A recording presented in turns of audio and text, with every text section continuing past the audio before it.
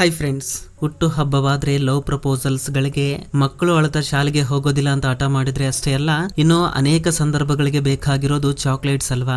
ಇಷ್ಟು ಹೆಚ್ಚಾಗಿ ನಮ್ಮ ಭಾವನೆಗಳೊಂದಿಗೆ ಕನೆಕ್ಟ್ ಆಗಿರುವ ಈ ಚಾಕ್ಲೇಟ್ಸ್ ನ ತಯಾರಿಯ ಹಿನ್ನೆಲೆಯನ್ನ ಈ ವಿಡಿಯೋದಲ್ಲಿ ತಿಳಿದುಕೊಳ್ಳೋಣ. ಇದಕ್ಕಾಗಿ ಈ ವಿಡಿಯೋವನ್ನ ಕೊನೆ ತನಕ ನೋಡಿ, ಇಷ್ಟವಾದ್ರೆ ಒಂದು ಲೈಕ್ ಮಾಡಿ ಸಾಕು. Let start the video. Chocolates ಅಂದ್ರೆ ಯಾರಿಗೆ ಇಷ್ಟವಿಲ್ಲ ಹೇಳಿ. ವಯಸ್ಸಿನೊಂದಿಗೆ ಸಂಬಂಧವಿಲ್ಲದೆ ಎಲ್ಲರೂ ಇಷ್ಟಪಡುವ ಸ್ವೀಟ್ ಈ ಚಾಕ್ಲೇಟ್. ಇಷ್ಟು ಪ್ರಿಯವಾಗಿರುವ ಚಾಕ್ಲೇಟ್ಸ್ ಅನ್ನ ಯಾಕೆ ತಯಾರಿಸಿದ್ದಾರೆ ಗೊತ್ತಾ? ಇದನ್ನ ಮದ್ಯಪಾನದ ಬದಲಾಗಿ ತಯಾರಿಸಿದ್ದಾರೆ. ಅಂದ್ರೆ ಮದ್ಯಪಾನವನ್ನ ಬಿಡಿ, ಚಾಕ್ಲೇಟ್ಸ್ ನ ತಿನ್ನಿ ಎಂದು ಹೇಳಲು ಇದನ್ನ ತಯಾರಿಸಿದ್ದಾರೆ. ಈ ಮಾತು ನಿಮಗೆ ಕೇಳೋದಕ್ಕೆ ಸ್ವಲ್ಪ ವಿಚಿತ್ರ ಎನಿಸಿದ್ರು ಆದ್ರೂ ಕೂಡ ಇದು ಸತ್ಯ. 18ನೇ ಶತಮಾನದಲ್ಲಿ ತುಂಬಾ ಜನರು ಆಲ್ಕೋಹಾಲ್ ಚಟಕ್ಕೆ ವಿಪರೀತವಾಗಿ ಅಡಿಕ್ಟ್ ಆಗ್ತಾರೆ. ಈ ಚಟವನ್ನ ಬಿಡಿಸಲು ಕೂಲ್ ಡ್ರಿಂಕ್ಸ್ ನ ಮತ್ತು ಕೋಕೋ ಬಾರ್ಸ್ ನ ಜಾನ್ ಕ್ಯಾಡ್ಬೆರಿ ಅವರು ತಯಾರಿಸ್ತಾರೆ. ಅವರು ಕಂಡು ಹಿಡಿದ ಈ ರೆಸಿಪಿಯ ರುಚಿ 100 ವರ್ಷಗಳಾದ್ರೂ ಹಾಗೆ ಇದೆ. ಈಗಲೂ ಕೂಡ ಈ ರೆಸಿಪಿಯನ್ನ ಒಂದು ಬಾರಿ ಕೂಡ ಬದಲಾಯಿಸಿಲ್ಲ. ಪ್ರತಿ ವರ್ಷ ಕ್ಯಾಡ್ಬೆರಿ 12,000 ಕೋಟಿ ರೂಪಾಯಿ ಲಾಭವನ್ನ ಗಳಿಸುತ್ತೆ. ಇಷ್ಟು ರುಚಿಕರವಾದ ಚಾಕ್ಲೇಟ್ ರೆಸಿಪಿಯನ್ನ ಹೇಗೆ ತಯಾರಿಸ್ತಾರೆ ಗೊತ್ತಾ? ಒಳ್ಳೆ ಕೋಕೋ ಹಣ್ಣುಗಳಿಂದ ಬೀನ್ಸ್ ನ ತೆಗೆದುಕೊಂಡು ಪುಡಿ ಮಾಡ್ತಾರೆ. ಅದರಲ್ಲಿ ಸಕ್ಕರೆ, ಹಾಲು, ಬೆಣ್ಣೆಯನ್ನ ಸರಿಯಾದ ಪ್ರಮಾಣದಲ್ಲಿ ಬೆರೆಸ್ತಾರೆ. ನಂತರ ಅದನ್ನ ತಣ್ಣಗೆ ಮಾಡ್ತಾರೆ. ಹಾಗೆ ರುಚಿಕರವಾದ ಚಾಕ್ಲೇಟ್ ರೆಡಿ ಆಗುತ್ತೆ. ಇದೇ ಆ ಫ್ಯಾಕ್ಟರಿಯಲ್ಲಿ ನಡೆಯುವುದು. ಹಾಗಾದ್ರೆ ಇಷ್ಟು ಸುಲಭವಾಗಿ ಮಾಡುವಾಗ ಎಲ್ಲರೂ ಅಂಗಡಿಗಳಲ್ಲಿ ಯಾಕೆ ಕೊಂಡ್ಕೊಳ್ತಾರೆ? ಮನೆಯಲ್ಲಿ ಮಾಡ್ಕೊಳ್ಬಹುದಲ್ಲ ಎಂಬ ಪ್ರಶ್ನೆ ನಿಮಗೆ ಬರಬಹುದು. ಪ್ರತಿದಿನ ಕ್ಯಾಡ್ಬೆರಿ ಅವರು 5.5 ಮಿಲಿಯನ್ ಅಷ್ಟು ಬ್ಲಾಕ್ಸ್ ನ ತಯಾರಿಸಿ ಅವುಗಳ ರುಚಿಯನ್ನ ನೋಡಲು ಕಂಪ್ಯೂಟರ್ಸ್ ಗಳನ್ನ ಬಳಸ್ತಾರೆ. ಇದರ ನಂತರವೇ ಅವು ನಮ್ಮ ಕೈಗೆ ಸೇರ್ತವೆ. ಹಾಗಾದ್ರೆ ಒಂದು ಕಂಪ್ಯೂಟರ್ ಚಾಕ್ಲೇಟ್ಸ್ ನ ರುಚಿಯನ್ನ ಹೇಗೆ ನೋಡುತ್ತೆ ಅನ್ನೋದನ್ನ ಈ ವಿಡಿಯೋದಲ್ಲಿ ತಿಳಿದುಕೊಳ್ಳೋಣ. 18ನೇ ಶತಮಾನದಲ್ಲಿ ಜನರೆಲ್ಲರೂ ಮದ್ಯಪಾನಕ್ಕೆ ದಾಸರಾಗಿರ್ತಾರೆ. ಆಗ ಜಾನ್ ಕ್ಯಾಡ್ಬೆರಿ ಅವರಿಗೆ ಒಂದು ಯೋಚನೆ ಬರುತ್ತೆ. ಜನರು ಹೀಗೆ ಮದ್ಯಪಾನ ಮಾಡ್ತಾ ಇದ್ರೆ ಅವರ ಆರೋಗ್ಯ ಕೆಟ್ಟೋಗುತ್ತೆ, ರೋಗಗಳಿಗೆ ಗುರಿಯಾಗ್ತಾರೆ ಅಂತ ಆಲೋಚನೆ ಮಾಡ್ತಾನೆ. ಈ ಯೋಚನೆ ಬಂದ ತಕ್ಷಣ ತಡ ಮಾಡದೆ ಇವರೆಲ್ಲ ಇಷ್ಟ್ಯಾಕೆ ಮದ್ಯಪಾನಕ್ಕೆ ದಾಸರಾಗಿದ್ದಾರೆ ಅಂತ ತಿಳಿದುಕೊಳ್ಳಲು ಪ್ರಯತ್ನಿಸ್ತಾರೆ. ಹಾಗ ಈ ಕುಡುಕರನ್ನ ಕೇಳಿದ್ರೆ ರುಚಿ ಚೆನ್ನಾಗಿರುತ್ತದೆ, ಗೆಳೆತನಕ್ಕೋಸ್ಕರ ಕುಡಿಯುತ್ತೇವೆ, ಟೈಮ್ ಪಾಸ್ ಗೋಸ್ಕರ ಕುಡಿಯುತ್ತೇವೆ ಅಂತ ಉತ್ತರವನ್ನ ಕೊಡ್ತಾರೆ. ತಕ್ಷಣವೇ ಜಾನ್ ಕ್ಯಾಡ್ಬೆರಿ ಅವರು, ಇದನ್ನೇ ನೀವು ಟೇಸ್ಟ್ ಅಂತ ಅಂದುಕೊಳ್ತಾ ಇದ್ರೆ ಇದಕ್ಕಿಂತ ರುಚಿಯಾದ ಡ್ರಿಂಕ್ಸ್ ನಾನು ತಯಾರು ಮಾಡಿ ಕೊಟ್ರೆ ಅದನ್ನ ನೀವು ಕುಡಿಯುತ್ತೀರಾ ಅಂತ ಕೇಳ್ತಾರೆ. ಹಾಗೆ ಎಲ್ಲರೂ ತಯಾರಿಸಿ ಕೊಡು ಅಂತ ಹೇಳ್ತಾರೆ. ಹಾಗಿನಿಂದ ಜಾನ್ ರಿಸರ್ಚ್ ಮಾಡ್ಲಿಕ್ಕೆ ಪ್ರಾರಂಭಿಸ್ತಾನೆ. ತುಂಬಾ ಪರಿಶೋಧನೆಗಳನ್ನ ಮಾಡಿದ ನಂತರ 1824ರಲ್ಲಿ ಆತ ಒಂದು ವ್ಯಾಪಾರವನ್ನ ಪ್ರಾರಂಭಿಸ್ತಾನೆ. ಆತ ಎಲ್ರಿಗೂ ಹಾಟ್ ಚಾಕ್ಲೇಟ್ ನ ಮಾರ್ತಾ ಇದ್ದ. ಅದರ ತಯಾರಿಯ ವಿಧಾನ ತುಂಬಾ ಸುಲಭವಾಗಿತ್ತು. ಅದು ಹೇಗಂದ್ರೆ, ಬಿಸಿ ಹಾಲಿನಲ್ಲಿ ಸಕ್ಕರೆ ಮತ್ತು ಕೋಕೋ ಪೌಡರ್ ನ ಹಾಕಿ ಮಿಕ್ಸ್ ಮಾಡಿ ಅದನ್ನ ಗಟ್ಟಿಯಾಗೋವರೆಗೂ ಕುದಿಸಿ ಜನರಿಗೆ ಕೊಡ್ತಾ ಇದ್ದ. ನಂತರ ಜಾನ್ ಅನ್ಕೊಂಡಂತೆ ನಡೆಯುತ್ತೆ. ಜನರು ಆಲ್ಕೋಹಾಲ್ ನ ಬಿಟ್ಟು ಈ ಹಾಟ್ ಚಾಕ್ಲೇಟ್ ನ ಕುಡಿಯಲು ಪ್ರಾರಂಭಿಸ್ತಾರೆ. ಈ ಡ್ರಿಂಕ್ಸ್ ನ ಡೆವಲಪ್ ಮಾಡ್ತಾ ಮೊದಲ ಬಾರಿಗೆ 1849ರಲ್ಲಿ ಕ್ಯಾಡ್ಬೆರಿ ಬಾರ್ಸ್ ನ ತಯಾರು ಮಾಡ್ತಾರೆ. ನಿಧಾನವಾಗಿ ಇದರ ಬಗ್ಗೆ ಕ್ವೀನ್ ವಿಕ್ಟೋರಿಯಾಗೆ ಗೊತ್ತಾಗುತ್ತೆ. ನಂತರ 1854ರಲ್ಲಿ ವಿಕ್ಟೋರಿಯಾ ರಾಣಿ ಜೀವನ ಪೂರ್ತಿ ತಮಗೆ ಚಾಕ್ಲೇಟ್ಸ್ ನ ಸಪ್ಲೈ ಮಾಡುವಂತೆ ಹೇಳ್ತಾರೆ. ವಿಕ್ಟೋರಿಯಾ ರಾಣಿಯನ್ನ ಇಂಪ್ರೆಸ್ ಮಾಡ್ಲಿಕ್ಕೆ ನೇರಳೆ ಬಣ್ಣದ ಪೇಪರ್ ನಲ್ಲಿ ಚಾಕ್ಲೇಟ್ಸ್ ನ ಇಟ್ಟು ಕಳುಹಿಸ್ತಾರೆ. ಯಾಕಂದ್ರೆ ಆ ಬಣ್ಣ ವಿಕ್ಟೋರಿಯಾ ರಾಣಿಗೆ ಇಷ್ಟವಾದ ಕಲರ್ ಆಗಿತ್ತು. ಆದ್ರೆ ಕ್ವೀನ್ ವಿಕ್ಟೋರಿಯಾ ರಾಣಿ ಆ ಕಲರ್ ನಿಂದ ಅಷ್ಟು ಇಂಪ್ರೆಸ್ ಆಗುದಿಲ್ಲ. ಆದ್ರೆ ಚಾಕ್ಲೇಟ್ ಗೆ ಮಾತ್ರ ಒಂದು ಸುಂದರವಾದ ರ್ಯಾಪರ್ ಸಿಗುತ್ತೆ. ಚಾಕ್ಲೇಟ್ ತಯಾರಿಗೆ ಬೇಕಾದ ಮುಖ್ಯ ಪದಾರ್ಥ ಕೋಕೋ ಬೀನ್ಸ್. ಇವುಗಳನ್ನ ಹೆಚ್ಚಾಗಿ ಗಾನಾ ಎಂಬ ದೇಶಗಳಲ್ಲಿ ಬೆಳೆಯುತ್ತಾರೆ. ಆದ್ರೆ ಅಲ್ಲಿನ ದೊಡ್ಡ ದೊಡ್ಡ ಕಂಪನಿಗಳಿಂದ ಅಲ್ಲದೆ ಸಾಮಾನ್ಯ ಜನರಿಗಾಗಿ ಕೆಲಸ ಮಾಡ್ತಾ ಇದ್ದ ಕೋಕೋ ಲೈಫ್ ಎಂಬ ಸಂಸ್ಥೆಯಿಂದ ಕ್ಯಾಡ್ಬೆರಿ ಕಂಪನಿ ಕೋಕೋ ಬೀನ್ಸ್ ನ ಕೊಂಡ್ಕೊಳ್ತಾ ಇದ್ರು. ಈ ಸಂಸ್ಥೆ ಗ್ರಾಮೀಣ ಭಾಗದ ಜನರಿಗೆ ವಿದ್ಯೆ, ವೈದ್ಯಕೀಯ ಚಿಕಿತ್ಸೆ, ಉದ್ಯೋಗ ಕಲ್ಪಿಸಲು ಕೆಲಸ ಮಾಡುವ ಸಂಸ್ಥೆಯಾಗಿತ್ತು. ಇಲ್ಲಿನ ರೈತರು ಬೆಳೆದ ಕೋಕೋ ಹಣ್ಣಿನಿಂದ ಬೀನ್ಸ್ ನ ಬೇರೆ ಮಾಡ್ತಾರೆ. ನಂತರ ಅವುಗಳನ್ನ ಒಣಗಿಸ್ತಾರೆ.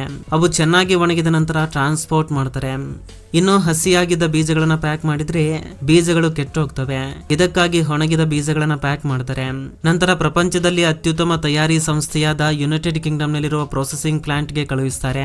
ಫಾರ್ಮ್ ನಿಂದ ಬಂದ ಈ ಬೀನ್ಸ್ ನ ಮೊದಲು ಚೆನ್ನಾಗಿ ತೊಳೆಯುತ್ತಾರೆ. ಅದರಿಂದ ಬರುವ ಕಸವನ್ನ ಬೇರೆ ಮಾಡ್ತಾರೆ. ನಂತರ ಆ ಬೀನ್ಸ್ ನ ಚೆನ್ನಾಗಿ ರೋಸ್ಟ್ ಮಾಡ್ತಾರೆ. ಇದರಿಂದ ಕೋಕೋ ಬೀನ್ಸ್ ನ ರುಚಿ ಹೆಚ್ಚಾಗುತ್ತೆ. ಹಾಗೆ ಈ ಬೀನ್ಸ್ ನಿಂದ ಗಮಗಮಿಸುವ ಸುಗಂಧ ವಾಸನೆ ಬರುತ್ತೆ. ರೋಸ್ಟ್ ಮಾಡಿದ ಈ ಕೋಕೋ ಬೀನ್ಸ್ ನ ಗ್ರೈಂಡ್ ಮಾಡಿ ಕೋಕೋ ಪೌಡರ್ ರೂಪದಲ್ಲಿ ಬದಲಾಯಿಸ್ತಾರೆ. ನಂತರ ಇಂಗ್ಲೆಂಡ್ ನಲ್ಲಿರುವ ಮೋರೆಲ್ ಬ್ಲೂಮ್ಸ್ ಗೆ ಕಳುಹಿಸ್ತಾರೆ. ಅಲ್ಲಿಗೆ ಸೇರಿದ ಈ ಕೋಕೋ ಪೌಡರ್ ನಲ್ಲಿ ಸ್ವಚ್ಛವಾದ ಕ್ರೀಮ್ ನ ಮತ್ತು ಸಕ್ಕರೆಯನ್ನ ಬೆರೆಸಿ ಮಿಕ್ಸ್ ಮಾಡ್ತಾರೆ. ಕೋಕೋ ತಿನ್ನಲು ಸ್ವಲ್ಪ ಕಹಿಯಾಗಿರುತ್ತೆ. ಅದನ್ನ ಸಿಹಿಯಾಗಿಸಲು ಮಿಕ್ಸ್ ಮಾಡಿದ ಮಿಶ್ರಣವನ್ನ ಗಟ್ಟಿಯಾಗುವವರೆಗೂ ಬಿಸಿ ಮಾಡ್ತಾರೆ. ನಂತರ ಅದನ್ನ ತಣ್ಣಗಾಗಲು ಬಿಡ್ತಾರೆ. ಆಗ ದ್ರವ ರೂಪದಲ್ಲಿ ಇದ್ದ ಪದಾರ್ಥ ಘನ ಪದಾರ್ಥವಾಗಿ ವೇಗವಾಗಿ ಬದಲಾಗುತ್ತೆ. ನಂತರ ಅದು ಮತ್ತೆ ಪೌಡರ್ ರೂಪಕ್ಕೆ ಬದಲಾಗಲು ಸಹಾಯವಾಗುತ್ತದೆ. ಆದ್ರೆ ಈಗ ಮತ್ತೆ ಪೌಡರ್ ರೂಪಕ್ಕೆ ಯಾಕೆ ಬದಲಾಯಿಸ್ತಾರೆ ಅಂದ್ರೆ ಎಷ್ಟು ಬಾರಿ ಅದನ್ನ ಪ್ರೋಸೆಸ್ ಮಾಡಿದ್ರೆ ಚಾಕ್ಲೇಟ್ ಅಷ್ಟು ರುಚಿಕರವಾಗಿ ಇರುತ್ತೆ, ಬಾಯಲ್ಲಿ ಹಾಕೊಂಡ ಕೂಡಲೇ ಕರಗಿ ಹೋಗುತ್ತೆ. ಈ ಪೌಡರ್ ನ ಮತ್ತೆ ಕರಗಿಸ್ತಾರೆ. ಹೀಗೆ 3 ಬಾರಿ ಇದೇ ಪದ್ಧತಿಯಲ್ಲಿ ಬಿಸಿ ಮಾಡಿ ಕರಗಿಸ್ತಾರೆ. ಹೀಗೆ ಪ್ರೊಸೆಸ್ ಮಾಡುವ ಸಂದರ್ಭದಲ್ಲಿ ಕೋಕೋ ಬಟರ್ ನಂತಹ ಪದಾರ್ಥಗಳನ್ನ ಕೂಡ ಬೆರೆಸ್ತಾರೆ, ಅದು ಇನ್ನೂ ರುಚಿಯಾಗ್ಲಿ ಅಂತ. ಹೀಗೆ ಕರಗಿಸಿದ ಲಿಕ್ವಿಡ್ ನ ತುಂಬಾ ಹೊತ್ತು ಕಲಿಸ್ತಾರೆ. ನಂತರ ನೇರವಾಗಿ ಚಾಕ್ಲೇಟ್ ಗಾತ್ರದ ಹಚ್ಚುಗಳಲ್ಲಿ ಹಾಕ್ತಾರೆ. ಅವು ಕದಲುತ್ತಾ ಫ್ರೀಜರ್ ಕಡೆಗೆ ಹೋಗ್ತವೆ. ಈಗ ಯಾಕೆ ಕದಲುತ್ತವೆ ಅಂದ್ರೆ ಹಚ್ಚುಗಳಲ್ಲಿ ಹಾಕಿದ ಚಾಕ್ಲೇಟ್ ಚೆನ್ನಾಗಿ ಎಲ್ಲಾ ಕಡೆಗೆ ಸ್ಪ್ರೆಡ್ ಆಗಿ ಏರ್ ಬಬಲ್ಸ್ ಇರೋದಿಲ್ಲ. ನಂತರ 40 ನಿಮಿಷಗಳ ಕಾಲ ಫ್ರೀಜರ್ ನಲ್ಲಿ ಅದನ್ನ ತಣ್ಣಗೆ ಮಾಡಿದ ಮೇಲೆ ಕೊನೆಗೆ ಬೇಕಾದ ಸೈಜ್ ನಲ್ಲಿ ಕಟ್ ಮಾಡ್ತಾರೆ. ಇದಾದ ಮೇಲೆ ಅದನ್ನ ಸುಂದರವಾಗಿ ಡೆಕೋರೇಟ್ ಮಾಡ್ಲಿಕ್ಕೆ ಗ್ಲಾಸಿ ಈಡೇಬಲ್ ಶೀಟ್ ನಲ್ಲಿ ಅದನ್ನ ಕಳುಹಿಸ್ತಾರೆ. ಇದಕ್ಕಾಗಿಯೇ ಚಾಕ್ಲೇಟ್ ಬೇಗನೆ ಮೆಲ್ಟ್ ಆಗೋದಿಲ್ಲ. ನಂತರ ಇರೋದು ಪ್ಯಾಕಿಂಗ್ ಗಿಂತ ಮೊದಲು ಅದರ ತೂಕವನ್ನ ಅಳತೆ ಮಾಡ್ತಾರೆ. ಯಾವುದೇ ಒಂದು ಪೀಸ್ ಕೂಡ ತೂಕಕ್ಕಿಂತ ಹೆಚ್ಚು ಕಡಿಮೆ ಇದ್ರೆ ಕಂಪ್ಯೂಟರ್ ಅದನ್ನ ತಕ್ಷಣವೇ ಗುರುತಿಸಿ ಅದನ್ನ ತೆಗೆದು ಬಿಡುತ್ತೆ. ಮುಂದಿನ ಹಂತದಲ್ಲಿ ಚಾಕ್ಲೇಟ್ ಗೆ ರ್ಯಾಪರ್ ನ ಹಾಕ್ತಾರೆ. ಆಟೋಮೆಟಿಕ್ ಮಷಿನ್ ಗಳ ಮೂಲಕ ಅದನ್ನ ಸೀಲ್ ಮಾಡ್ತಾರೆ. ಆದ್ರೆ ನಿಮ್ಗೆ ಇಷ್ಟವಾದವರು ಸಾಮಾನ್ಯವಾದ ಚಾಕ್ಲೇಟ್ ಕೇಳ್ತಾರ, ಡಿಫ್ರೆಂಟ್ ಫ್ಲೇವರ್ಸ್ ನಲ್ಲಿರುವ ಚಾಕ್ಲೇಟ್ಸ್ ನ ಕೇಳ್ತಾರೆ ಅಲ್ವಾ? ಮೊದಲು ಫ್ರೂಟ್ ಅಂಡ್ ನಟ್ಸ್ ಚಾಕ್ಲೇಟ್ಸ್ ಬಗ್ಗೆ ತಿಳಿದುಕೊಳ್ಳೋಣ. ಇದಕ್ಕಾಗಿ ಪ್ರತ್ಯೇಕವಾಗಿ ಪ್ರೋಸೆಸ್ ಏನು ಇರೋದಿಲ್ಲ. ಆದ್ರೆ ಕೊನೆ ಪ್ರೋಸೆಸ್ ನಲ್ಲಿ ಕ್ರೀಮ್ ನ ಮೋಲ್ಡ್ ನಲ್ಲಿ ಹಾಕುವುದಕ್ಕೂ ಮುಂಚೆ ಅದಕ್ಕೆ ಬಾದಾಮ್, ಕಾಜು, ವಾಡಂಬಿ ಅಂತಹ ಡ್ರೈ ಫ್ರೂಟ್ಸ್ ನ ಅದರಲ್ಲಿ ಬೆರೆಸ್ತಾರೆ. ಕ್ರ್ಯಾಕಲ್ಸ್ ಗೋಸ್ಕರ ಚಾಕ್ಲೇಟ್ಸ್ ಮೇಲೆ ಕ್ರ್ಯಾಕಲ್ ಸ್ಪ್ರಿಂಕಲ್ಸ್ ನ ಜೋಡಿಸ್ತಾರೆ. ಇದಕ್ಕಿಂತ ದುಬಾರಿಯಾದ ಓರಿಯೋ, ಬಬ್ಲಿ, ಸಿಲ್ಕ್ ಚಾಕ್ಲೇಟ್ಸ್ ಬಗ್ಗೆ ನೋಡ್ಕೊಂಡ್ರೆ ಇವುಗಳ ತಯಾರಿಯ ವಿಧಾನವನ್ನ ಕಂಪನಿ ತುಂಬಾ ರಹಸ್ಯವಾಗಿರಿಸಿದೆ.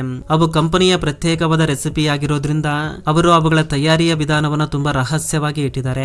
ವಿಡಿಯೋ ಪ್ರಾರಂಭದಲ್ಲಿ ಅವುಗಳ ರುಚಿಯನ್ನ ಕಂಪ್ಯೂಟರ್ ಮೂಲಕ ತಿಳಿದುಕೊಳ್ಳುತ್ತಾರೆ ಅಂತ ಹೇಳಿದೆ ಅಲ್ವಾ? ಅದು ಹೇಗೆ ಸಾಧ್ಯವಾಗುತ್ತೆ ಅನ್ನೋದನ್ನ ನೋಡೋಣ ಬನ್ನಿ. ಈ ಚಾಕ್ಲೇಟ್ಸ್ ನ ಪದೇ ಪದೇ ಚಾಕ್ಲೇಟ್ ಮೇಕರ್ಸ್ ಮತ್ತು ಟೆಸ್ಟಿಂಗ್ ವರ್ಕರ್ಸ್ ಅವುಗಳ ರುಚಿಯನ್ನ ನೋಡ್ತಾರೆ. ಆದ್ರೆ ಕಂಪ್ಯೂಟರ್ಸ್ ಮೂಲಕ ಹೇಗೆ ಟೆಸ್ಟ್ ಮಾಡ್ತಾರೆ ಅಂದ್ರೆ ಅದು ಹೇಗಂದ್ರೆ ರಿಸರ್ಚ್ ಲ್ಯಾಬ್ ನಲ್ಲಿ ಇವುಗಳ ರುಚಿಯನ್ನ ನೋಡ್ತಾರೆ. ಹಾಗೆ ಟೇಸ್ಟ್ ಮಾಡಿದ ನಂತರ ಸ್ಟೇಟ್ ಆಫ್ ದಿ ಆಕ್ಟ್ ಎಂಬ ಮಷಿನ್ ನಲ್ಲಿ ರುಚಿ ನೋಡಿದವರು ತಮ್ಮ ಉಸಿರನ್ನ ಬಿಡ್ತಾರೆ. ಈ ಮಷಿನ್ ಹೇಗೆ ವರ್ಕ್ ಆಗುತ್ತೆ ಅಂದ್ರೆ ಅವರು ಎಂತಹ ರುಚಿಯನ್ನ ನೋಡಿದ್ದಾರೆ ಎನ್ನುವುದನ್ನ ಇದು ಕ್ಯಾಲ್ಕುಲೇಟ್ ಮಾಡುತ್ತೆ. ಅದರಲ್ಲಿ ಸೆನ್ಸಾರ್ಸ್ ಮತ್ತು ರಿಸೆಪ್ಟರ್ಸ್ ಇರ್ತವೆ. ಈ 2 ಟ್ಯೂಬ್ಸ್ ಮೂಲಕ ಅದರ ರುಚಿಯನ್ನ, ವಾಸನೆಯನ್ನ ಗುರುತಿಸುತ್ತೆ. ಹೀಗೆ ಕ್ಯಾಡ್ಬೆರಿ ಚಾಕ್ಲೇಟ್ಸ್ ನ ತಯಾರಿಸುತ್ತೆ. ಇದು ಫ್ರೆಂಡ್ಸ್ ಈ ದಿನದ ವಿಡಿಯೋ. ಫ್ರೆಂಡ್ಸ್, ಈ ವಿಡಿಯೋದಿಂದ ಅಟ್ಲೀಸ್ಟ್ 1% ನಾಲೆಜ್ ಆದ್ರೂ ಸಿಕ್ಕಿದ್ರೆ ಈ ವಿಡಿಯೋಗೆ ಒಂದು ಲೈಕ್ ಮಾಡಿ, ಹಾಗೆ ನಿಮ್ಮ ಫ್ರೆಂಡ್ಸ್ಗೂ ಕೂಡ ಶೇರ್ ಮಾಡಿ, ಹಾಗೆ ನಮ್ಮ ಚಾನಲ್ಗೆ ಸಬ್ಸ್ಕ್ರೈಬ್ ಮಾಡಿಕೊಂಡು ಸಪೋರ್ಟ್ ಮಾಡಿ. ಕೊನೆ ತನಕ ನೋಡಿದಕ್ಕೆ ಥ್ಯಾಂಕ್ಸ್ ಫಾರ್ ವಾಚಿಂಗ್.